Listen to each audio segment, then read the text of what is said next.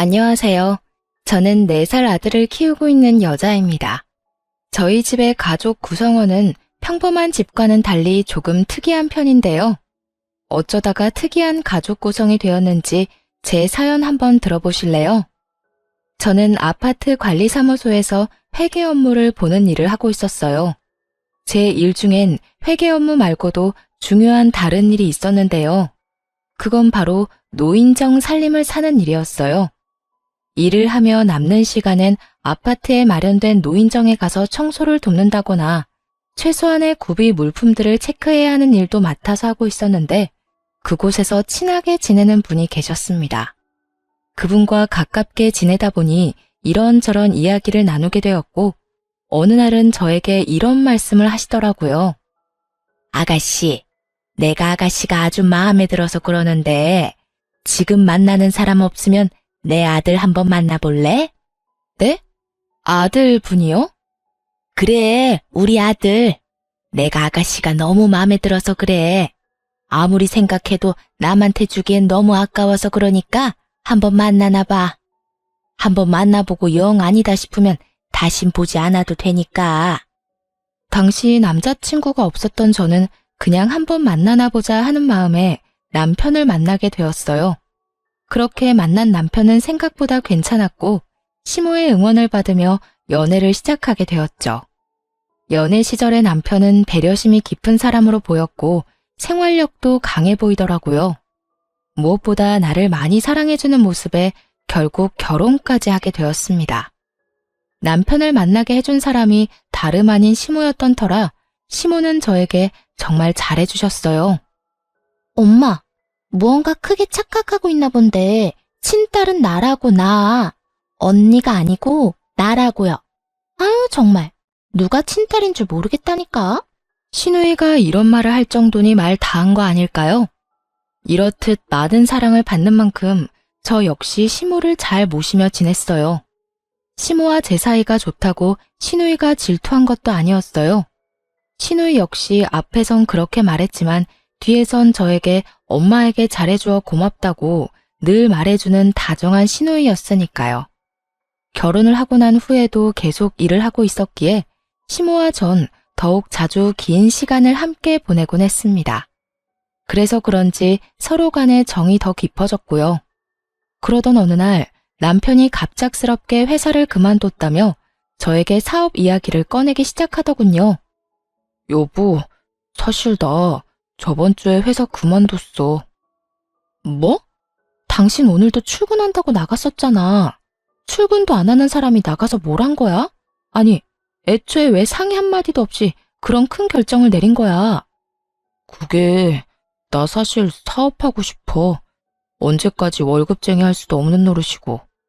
언젠가는 우리 아기도 낳아야 할 거고 그때 되면 돈도 더 많이 들 건데 그런 날이 오기 전에 얼른 시작해서 자리 잡고 싶어. 처음엔 많이 당황스러웠어요. 잘 다니던 회사를 상의 한마디도 없이 그만뒀다고 하니 화가 나기도 했고요. 하지만 화가 난다고 화를 내봤자 복직이 되는 것도 아니었기에 저는 최대한 마음을 가라앉히며 남편에게 물었고 남편은 앞으로의 계획을 저에게 털어놓더군요. 저로선 도저히 생각하지도 못한 일이었지만 이왕 저지른 일 되돌릴 수 없으니 이렇게 된 이상 마음이라도 편하게 시작하게 해주자 싶었어요. 대박이 나면 더없이 좋겠지만 그렇지 않다고 해도 좋은 경험을 얻는다고 생각하기로 한 것이었죠. 무슨 말인 줄 알겠어. 그런데 여보, 사업을 한다고 무조건 성공하는 것도 아니고 그러다 혹시나 아니다. 이미 그만뒀는데 어쩌겠어. 이왕 하는 거 열심히 해봐. 고마워. 미리 상의 못한 건 미안해. 나도 많이 고민하다가 이때가 아니면 도저히 안 되겠다는 생각이 들어서 당신이랑 신랑이 하면서 시간 쏟고 싶지 않았어. 다음부턴 꼭 상의할게. 정말 미안해. 알겠어. 다음부턴 꼭 그런 일은 상의해. 사실은 혹시나 망하면 어쩌려고 그래? 라는 말을 하고 싶었어요. 하지만 이미 회사는 그만뒀고 남편은 사업을 하겠다는 굳건한 의지를 내비치는 상황에 굳이 그런 불길한 말을 하고 싶지 않더라고요. 한편으론 남편의 심정이 이해가 되지 않는 것도 아니었고요. 상의를 해줬더라면 좋았을 테지만 이왕 벌어진 일, 큰 일을 하려는 사람에게 괜한 잔소리도 하고 싶지 않았어요. 그래서 전 남편을 응원해주겠다고 했고, 그렇게 남편의 사업 준비는 시작되었어요. 남편의 사업은 제가 전혀 도움을 줄 수 없는 분야라 그저 전 일을 하며 살림을 잘 꾸려나가는 일을 열심히 하는 수밖에 없었죠. 잦은 출장과 잦은 술자리에 신혼을 즐길 새도 없었지만 다른 건 몰라도 주말만은 꼭 저와 시간을 보내주던 남편의 노력에 단 한 번의 말다툼도 없이 그 힘든 시기를 보냈던 것 같습니다. 가장 힘든 건 당연히 돈이었어요. 아무래도 남편의 벌이가 전혀 없이 지내는 기간이 길어지다 보니 제 벌이로 감당할 수 있는 선을 훌쩍 넘어 생활이 힘들어지더라고요. 그렇다고 친정에 말할 수도 없는 노릇이고 시댁에도 말할 수 없는 노릇이었죠. 어떻게 해야 하나 고민만 하는데 이런 사실을 다 알아챈 시모가 생활비를 붙여주시는 게 아니겠어요? 어머님, 방금 돈이 들어왔는데 웬 돈이에요? 그거 너희 생활비에 보태 쓰라고 조금 보냈어. 돈 들어가는 데는 한두 군데가 아닐 텐데 혼자 번 돈으로 감당하려고 하니 요즘 많이 힘들지? 한동안은 내가 조금씩 도움을 줄 테니 그걸로 조금만 더 버텨보거라. 언젠가는 이 힘든 순간도 다 지나가지 않겠어? 혹시나 부족하면 말하고. 사실 조금 힘들었는데 감사해요, 어머님. 정말 감사합니다.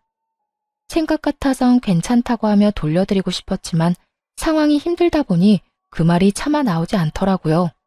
그래서 전 살림이 괜찮아질 때까진 감사한 마음으로 시모의 도움을 받기로 했습니다. 그렇게 생활비가 해결됐다 싶었더니 더 큰 일이 저를 기다리고 있더군요. 그건 다름 아닌 남편의 사업 자금이 부족하다는 것이었어요. 남편의 사업은 오픈을 앞두고 큰 돈이 필요한 상황이 생겨버린 것이었죠. 어떻게 해야 할지 모르겠어.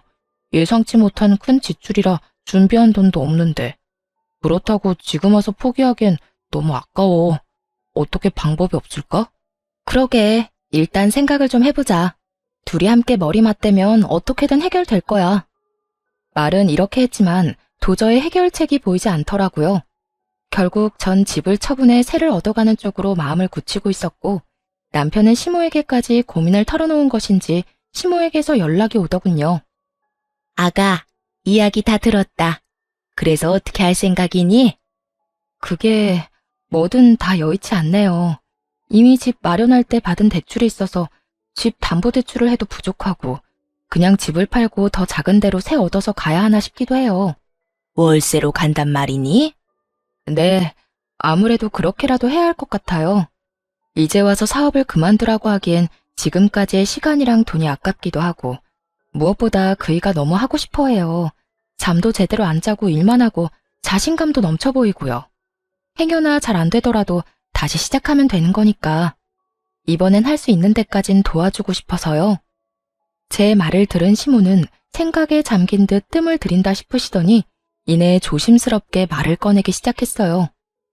아가, 내가 지금부터 어떤 말을 할 건데 네가 싫으면 싫다고 솔직하게 말해다오. 무슨 말씀을 하시려고 이러세요? 편하게 말씀해 보세요. 그게 다른 집에 새들어 살 바엔 우리 집으로 들어오는 건 어떠냐? 아무래도 월세 내고 사는 돈이 아깝기도 하고 네 남편 계속 바빠질 텐데 너 혼자 그렇게 두는 것도 마음에 걸리기도 해. 네 생각은 어떠니? 많이 불편할 것 같니? 감사하더라고요. 그렇지 않아도 월세를 내는 것이 아깝기도 한 상황이었는데 먼저 나서 집으로 들어오라고 해주시니 참 감사하면서도 죄송했어요. 시모의 말에 저는 재빠르게 감사의 마음을 전하며 그렇게 하겠다고 했습니다. 아니요, 저는 너무 좋아요. 어머님, 너무 감사해요. 저희가 들어가면 불편한 점이 한둘이 아닐 텐데 괜찮으실까요? 그럼 괜찮고 말고. 그리고 감사는 무슨. 다른 것도 아니고 내 아들놈 사업한다고 집까지 팔 상황인데 이 정도는 당연히 해야지. 생각 같아선 돈으로 도와주고 싶다만 나도 지금은 다 묶여 있어서 그럴 여유는 없구나. 그리고 네가 불편할까봐 걱정인 게지. 난 너랑 사는 거 불편하지 않아. 오히려 좋은걸? 그러니까 내 걱정은 말고 너만 괜찮다면 함께 살자꾸나. 그리하여 저흰 집을 처분하고 시댁으로 들어가게 되었고, 시모 역시 가지고 있던 자금 조금을 남편에게 주게 되었죠. 자금이 해결되고 나니 남편은 더욱 바빠지기 시작했고, 저는 시모와 더 많은 시간을 보내며 더욱 두터운 정을 쌓아가고 있었어요. 그렇게 3년이란 시간이 지났고 그 사이 남편의 사업은 자리를 잡게 되었습니다. 사업이 안정되니 그만큼 벌이도 좋아졌고 생활비를 넉넉하게 주니 여유로운 생활이 가능해졌죠.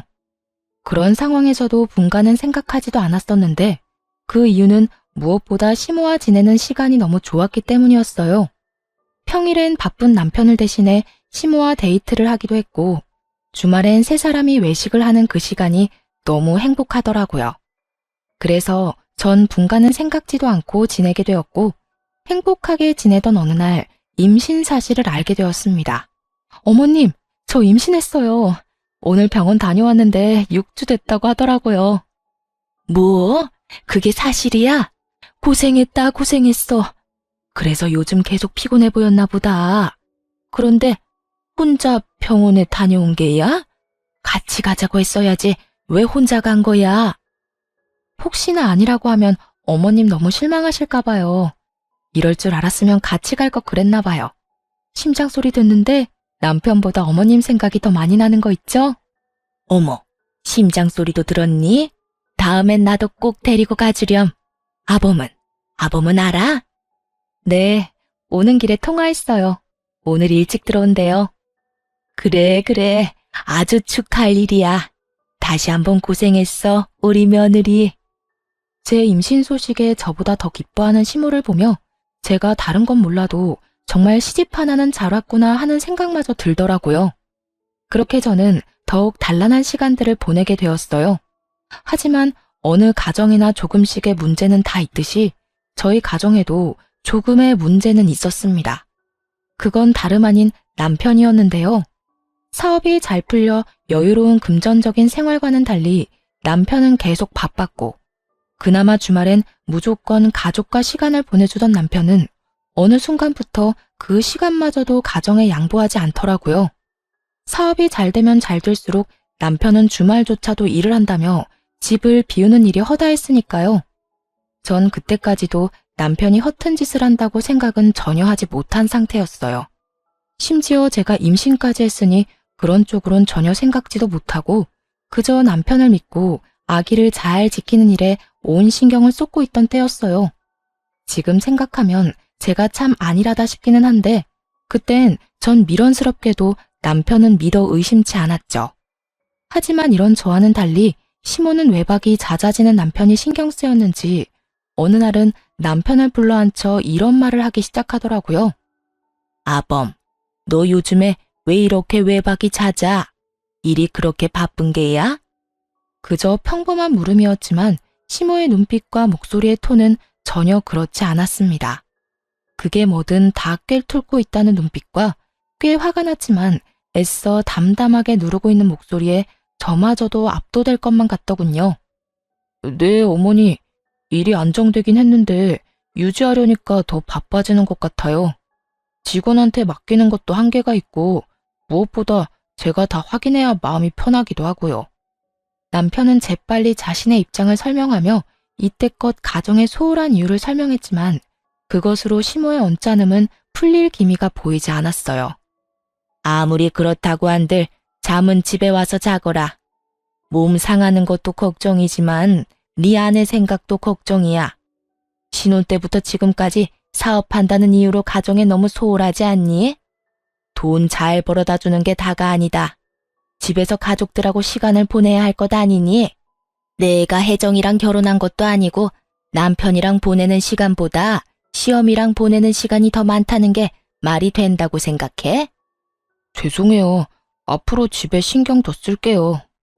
시모의 조용한 핀잔에 남편도 조금은 반성하는 듯 했지만 시모는 그런 남편을 한 번 더 밀어붙이더군요. 나한테 죄송할 게 아니라 네 집사람한테나 미안하게 생각해.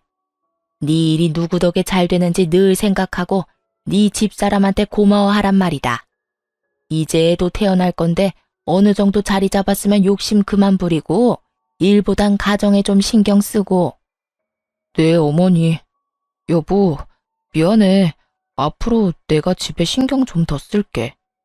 저도 내심 섭섭했던 터라 시모의 이런 조언과 핀잔이 얼마나 고마웠는지 모릅니다.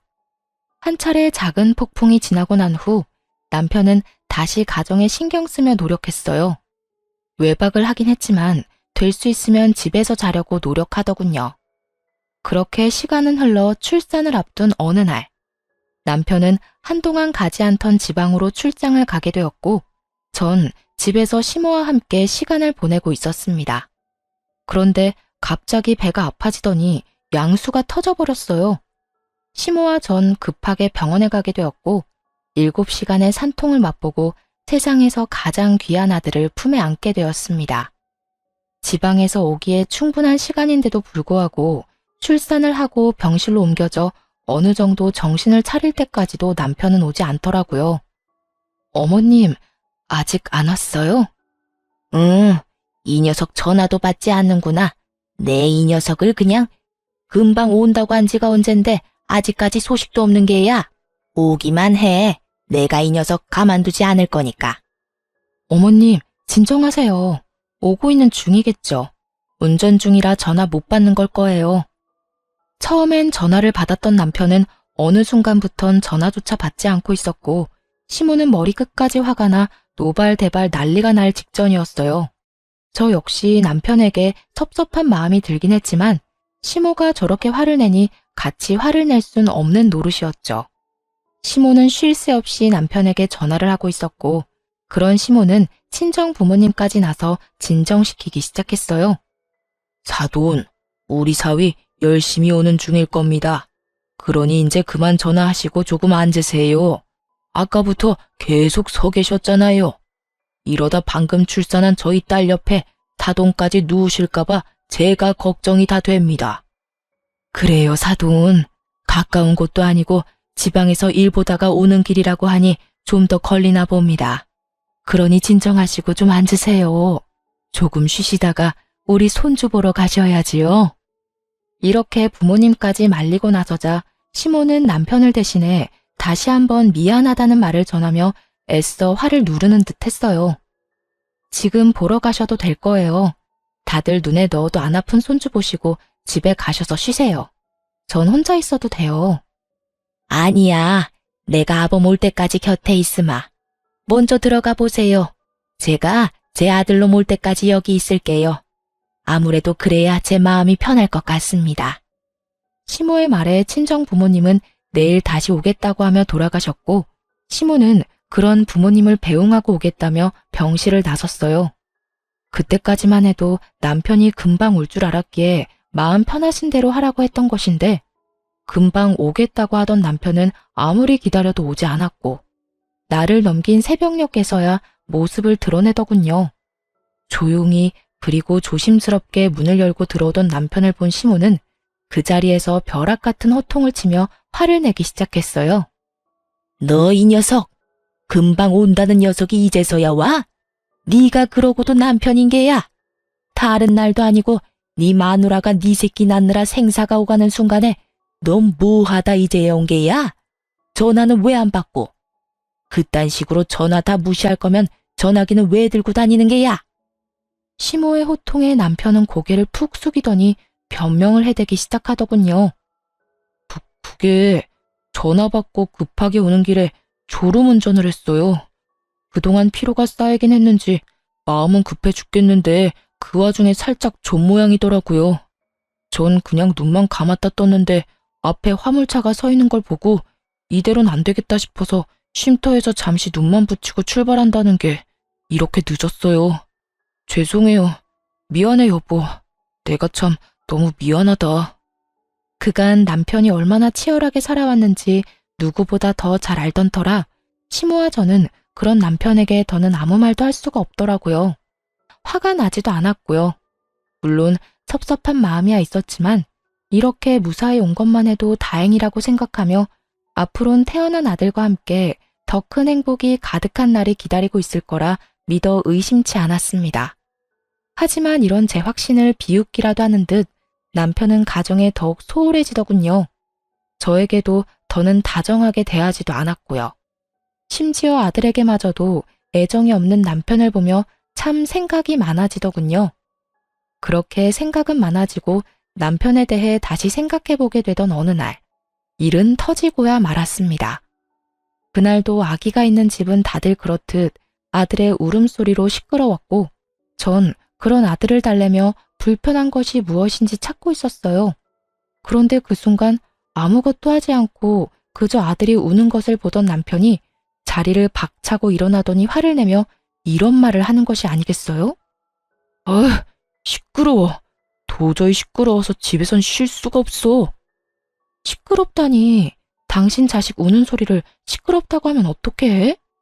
그리고 아기가 우는 게 당연하지. 매번 생글생글 웃기만 하면 그게 정상이야? 그거야말로 이상한 거라고. 우는 건 아기들이 하는 일종의 표현이야. 아무리 그래도 너무하잖아. 모처럼 집에서 좀 쉬려고 해도 쟤 때문에 도무지 쉴 수가 없다고. 쟤? 우리 아들이 남이야? 쟤, 얘라고 하게? 당신 정말 왜 그래? 요즘 왜 이렇게 예민한 거냐고. 나한테는 그렇다 쳐도 당신 아들한테까지 그렇게 예민하게 구는 이유가 뭔데? 시끄러우니까 시끄럽다는 건데 뭐가 예민하다는 거야? 아, 시끄러워. 차라리 회사에서 일을 하는 게 더 낫겠다. 처음이었어요. 남편과 언성을 높여가며 싸운 일 말이에요. 저는 화를 내는 남편이 도저히 이해가 되지 않았어요. 우는 소리가 시끄럽고 듣기 싫을 수는 있다고 하나 아기 우는 것은 당연하였고 남도 아닌 자기 자식인데 저렇게까지 예, 제 하며 화를 낼 일은 아니라고 생각했으니까요. 여기까지만 해도 이해가 되지 않는데 남편은 기어코 짐까지 싸 회사에서 지낸다며 집을 나가버리더군요. 그런 남편을 시모가 붙잡아 이야기를 나누어 보려고 했지만 시모의 말도 무시한 채 그대로 집을 나가버리더군요. 너 지금 이게 뭐 하는 짓이야? 승준이가 남의 새끼야? 어떻게 네 새끼한테 그딴 식으로 굴 수 있단 말이야? 그리고 네 마누라한테는 어떻고? 네가 이렇게까지 잘된 게 누구 덕인데? 제가 잘된 건 제가 죽을 만큼 노력했기 때문이에요. 그 누구의 덕도 아닌 다 제가 노력한 만큼 잘된 거라고요. 그러니까 어머니도 그만 좀 하세요. 저도 좀 쉬고 싶다고요. 평소 시모의 말이라면 끔뻑 죽던 남편이었는데 시모에게 고함을 치며 화를 내더군요. 그런 남편의 모습에 시모도 많이 놀란 듯 남편을 잡은 손을 힘없이 떨궈버리더라고요. 그렇게 집을 나가버린 남편은 3일째 집으로 돌아오지 않고 있었고 시모는 도저히 안 되겠다 싶으셨는지 저에게 남편의 회사로 가보자고 하더군요. 저 역시 가만히 손 놓고 있을 문제는 아니라고 생각했던 터라 아들을 친정에 맡기고 함께 회사로 가게 되었죠. 남편의 회사로 찾아가니 남편이 자리에 없어 직원에게 물어보니 아마 회사 근처 고급 일식당에 있을 거라고 하더군요. 식사 시간이 아닐 때라 조금 의아하긴 했지만 저와 시모는 일단 식당으로 가게 되었죠. 혹시나 거래처 사람을 만나 중요한 이야기를 나누고 있으면 어떻게 하지? 하는 우려와 함께 말이죠. 하지만 이런 저의 우려와는 달리 룸에서 나오는 남편의 곁엔 젊은 여자가 자리하고 있더군요. 남편은 다른 여성과 어깨를 두르고 있었고 그 여성은 남편의 품에 기대며 치맛자락을 정리하면서 룸에서 나오고 있었습니다. 더 충격적인 건 상간녀의 정체였습니다. 사업이 자리를 잡고 바빠질 시기에 제가 면접을 직접 봐서 뽑았던 30대도 되지 않은 격리 겸 비서였기 때문이었죠. 제 손으로 남편의 상간녀가 될 사람을 회사에 넣었다니 충격이 클 수밖에 없었죠. 오빠, 이제 회사 들어가야 하는 거야? 나 좀 피곤한데 그냥 쉬면 안 되나? 안 되긴 왜 안 돼. 피곤하면 쉬어야지. 집에 데려다 줄 테니까 집에서 좀 쉬고 있어. 급한 일만 마무리하고 갈 테니까. 정말? 그래주면 나야 고맙지. 별것이 다 고맙다. 이런 걸로 고마워하지 마. 앞으론 이 모든 게 당연해질 테니까 지금부터 적응하라고. 우리 오빠 최고야. 얼른 이혼하고 내 남자 됐으면 좋겠다. 언뜻 들리는 두 사람의 대화로 남편의 외도가 확실해지는 순간 저는 믿을 수 없는 현실에 그 자리에서 굳어버렸고 시모는 그대로 남편에게 다가가 아무 말도 없이 남편의 얼굴을 향해 손을 올렸습니다. 남편은 많이 당황한 듯 아무 말도 못하고 맞은 볼만 어루만지고 있었고 상황 파악이 되지 않은 상간녀가 시모를 밀치며 화를 내더군요. 할머니, 미쳤어요? 누군데 감히 우리 오빠 뺨을 때리는 거예요? 이 할머니 미쳤나 봐. 오빠, 괜찮아? 상간녀의 행동에 시모는 바닥에 고꾸라져 버렸고 그 모습을 본 저는 그대로 상간녀에게 달려가 상간녀를 있는 힘껏 밀어버리고 시모를 일으켰어요. 그런데 시모가 바닥에 고꾸라졌을 때는 미동도 없던 남편놈이 제가 상간녀를 밀어버리자 급하게 달려나가 상간녀를 구해주더군요. 시모는 그 모습을 보고 한장하는 얼굴로 고함을 질렀어요. 너, 이 애미가 쓰러지는 건 네 눈에 보이지 않는 거냐? 어머니, 그게 아니라... 난 지금 이 순간부터 네 어미 아니다. 그런 줄 알고 네 옆에 그 멍청한 년이나 챙기거라. 시모는 그대로 저를 데리고 집으로 돌아와 버렸고 얼마 지나지 않자 남편도 상간녀를 데리고 집으로 들어오더군요. 그리곤 시모 앞에 나란히 무릎을 꿇고 앉아 상황을 설명하기 시작했어요. 이런 와중에도 저에겐 미안한 기색 하나 없이 저를 아예 없는 사람 취급하는 남편을 보며 정말 오만 정이 다 떨어지더군요. 어머니, 저 이 여자랑 살고 싶습니다. 더는 집사람이랑 사는 것도 싫고 사랑하지도 않아요. 사랑하지도 않는 사람이랑 계속 살아서 뭐 하겠어요? 서로 상처만 될 뿐이지. 그러니까 저 이 사람이랑 살게 해주세요. 너 지금 그걸 말이라고 짓거리는 게야? 너 승준이 아빠다. 승준이 아직 돌도 안 지났어. 그런데 이혼을 하고 싶어? 다른 여자랑 살고 싶다고? 가만. 그러면 너 혹시 승준이 태어나던 날도 전현이랑 있다가 늦은 게야? 네, 맞아요. 제 핏줄이 태어나는 순간보다 이 여자랑 있는 순간이 더 소중하고 좋아서 같이 있다 보니 늦었어요. 사실은 가고 싶지도 않았다고요. 실수로 아차하는 순간에 가진 악이 무슨 애정이 있겠어요? 저요, 승준이 가지고 싶지도 않았다고요.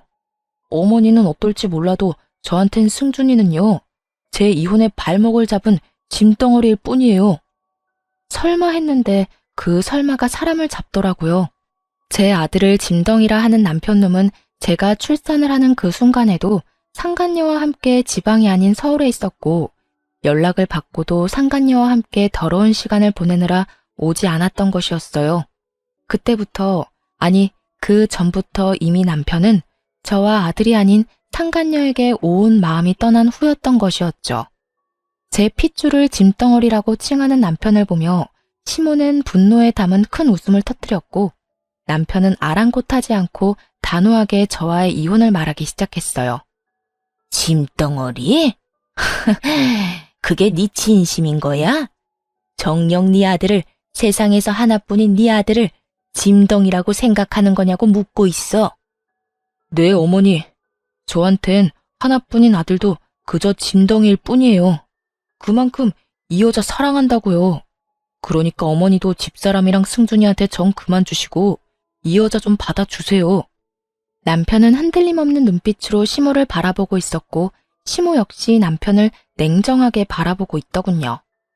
그런 두 사람의 모습을 보던 상간녀는 감히 본인이 끼어도 되는 자리라 생각했는지 시모에게 애원을 하기 시작했고요.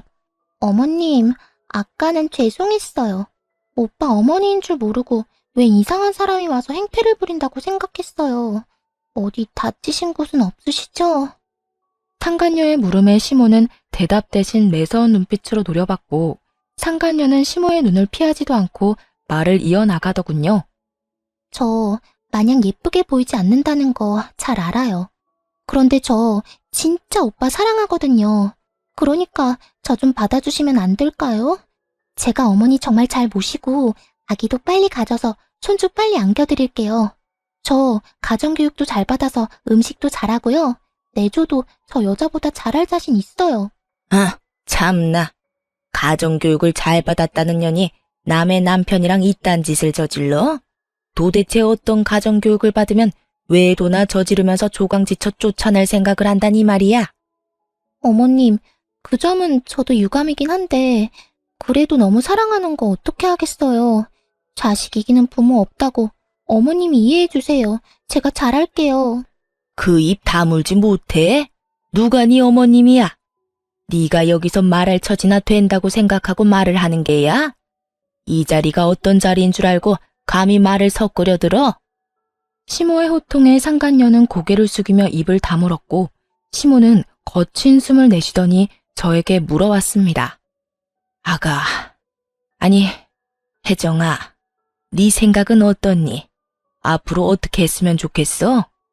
전 이혼하려고요. 서로 저렇게 죽고 못 사는 사이라고 하는데 이혼하는 게 맞는 것 같아요.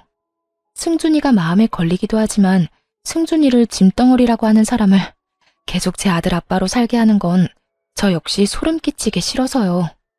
전 이미 정이 떨어질 대로 떨어진 상태였고 무엇보다 제 아들을 저딴 식으로 취급하는 남자와 더는 한 집에서 같은 공기를 쉰다는 것 자체가 구역질이 나는 지경이었습니다.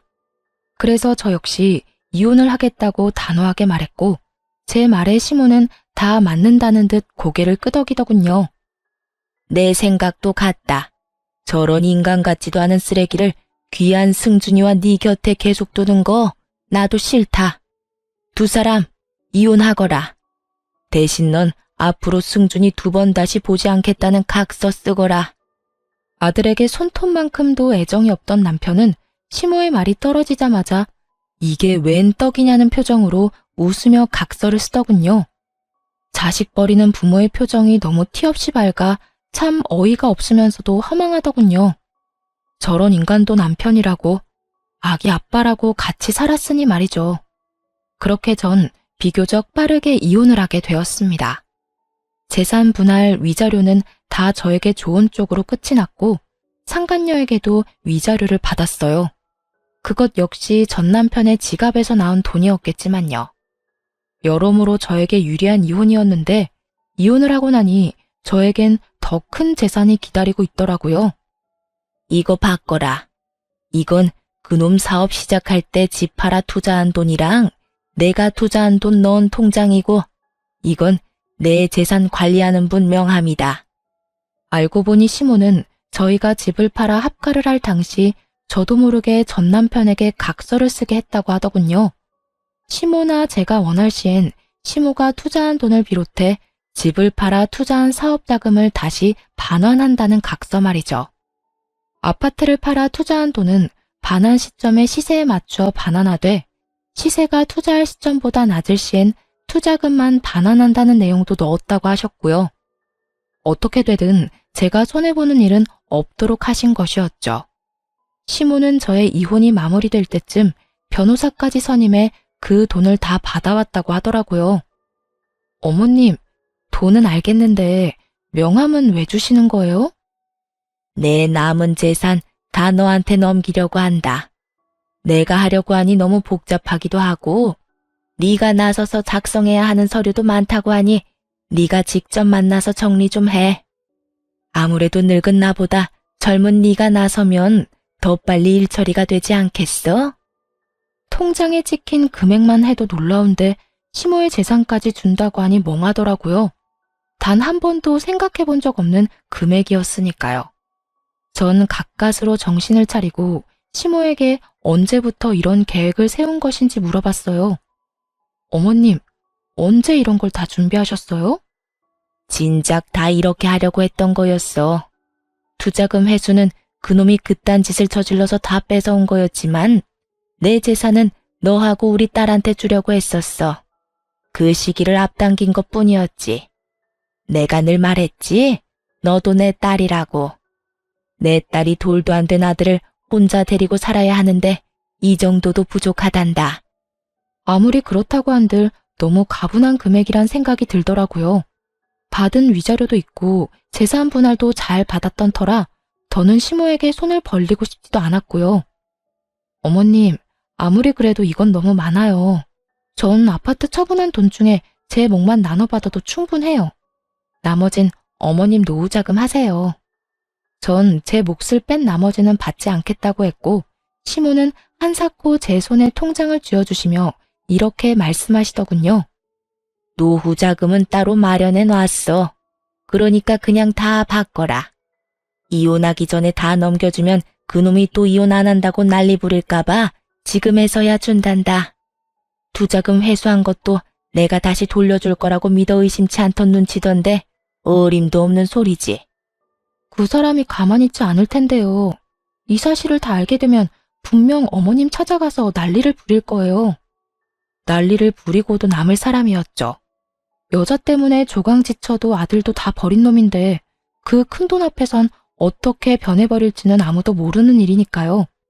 시모는 이런 제 우려는 걱정도 하지 말라는 듯 살짝 미소를 지으며 저에게 이렇게 말했습니다. 그런 걱정은 하지도 마라. 집도 내놨어. 아예 찾아오지도 못하게 그놈 모르는 곳으로 이사할 거다. 그러니 너도 다신 찾아오지도 못하게 멀리 이사하거라. 그리고 그 돈은 꼭 받아. 내가 훗날 필요하면 말할 테니 그때나 용돈이나 좀 주려무나. 내가 가지고 있으면 다 그놈 몫이 될 건데 나는 그 꼴 못 본다. 알겠지? 그래도 어머님, 너무 많아요. 살아봐라. 이 돈이 많은지 내 재산이 많은지. 사람 앞일 모르는 거라고 언제 어디서 큰 돈이 필요할 줄 누가 알겠어. 그러니 살 날 많이 남은 넌 잔말 말고 받아. 이렇게까지 하는데 어쩔 도리가 없더라고요. 잘 가지고 있다 훗날 필요하실 때 다시 돌려드리면 되겠다 하는 생각이 들기도 했고요. 어찌되었든 전 시모와 연을 끊지 않고 가깝게 지낼 계획이었거든요. 결국 전 돈을 비롯해 나머지 재산도 정리해 넘겨받게 되었습니다. 그 후 모든 사실을 한 전 남편이 제가 잠시 친정에 머물고 있다는 사실을 알고 친정으로 와 울고불고 하며 매달리기 시작하더군요. 여보, 나 많이 원망했지? 내가 미안해. 당신 같은 여자가 어디 있다고 내가 미쳤었어. 이제 와서 반성이란 걸 하는 거야? 내 마음에 대못이란 대못은 다 박아놓고선 이제 와서 뭐? 미안? 미쳤었다고? 대단하다, 대단해. 고작 그런 말로 내 마음이 풀릴 거라고 생각하는 거야? 내가 무릎이라도 꿇으면 당신 마음이 풀리겠어?